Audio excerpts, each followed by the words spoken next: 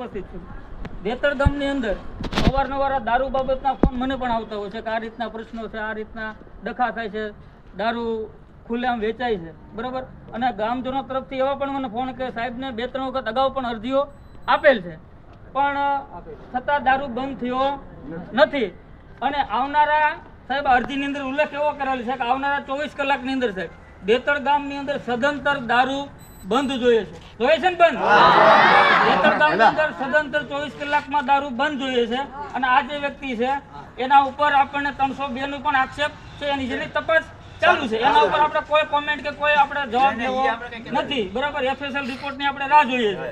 પણ આવનારી 24 કલાકની અંદર જે આ અશ્વિનભાઈ છગનભાઈ વાઘેલા છે, બરાબર, એ સંપૂર્ણપણે ગામની અંદર દારૂ વેચતો બંધ થાય એ જ આ દેતર ગામ વતી અને અમે આગેવાન તરીકે સાહેબ આપને નમ્ર વિનંતી સાથે